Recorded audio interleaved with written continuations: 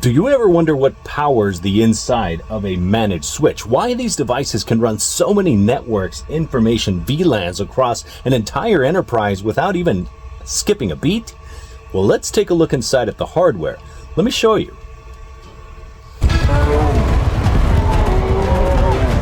Albino rhinos! You see? Okay, I was just joking, but now let's really take a look inside. What we're looking at here is actually a Cisco Catalyst 3750X with dual hot swappable power supplies, full PoE budget, and look at that, so powerful everything needs its own cooling and heat sink underneath here.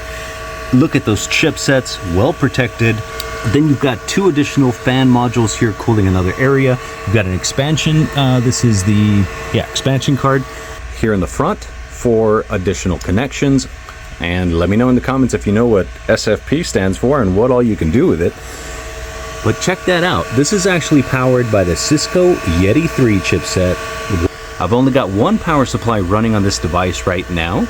This is a turbo fan, and boy, when this thing kicks in, it kicks. But this one's off just because I've got it disconnected. So there you go. The inside of a Cisco switch, all put together, neat, nice and tidy.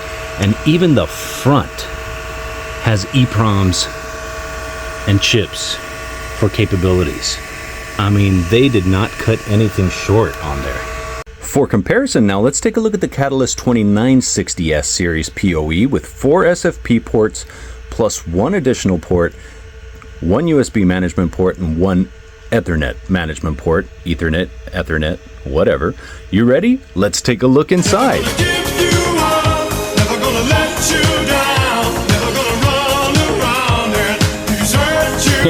I got you again, didn't I? Okay, so now let's really take a look at the Catalyst 2960S and what is inside of this bad boy. Yes, that's right. This device was actually heavily used, and that is some heavy-duty dust. So we'll look at the power supply here, main cooling fan blade unit. We've got our expansion module here for stacking. Only one heatsink, powered by Broadcom, multiple chips, and the LEDs are actually passed through from the board over to the front. Additional black heatsink here. I believe this was for the... Now this is the actual...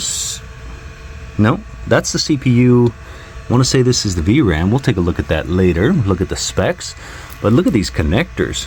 Does that not remind you of old AT style motherboard, PC motherboards?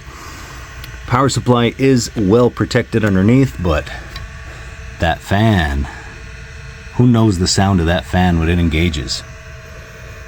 Well, there you have it.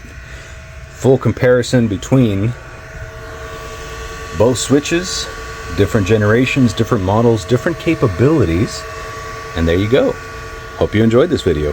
Follow me for more fun stuff like this.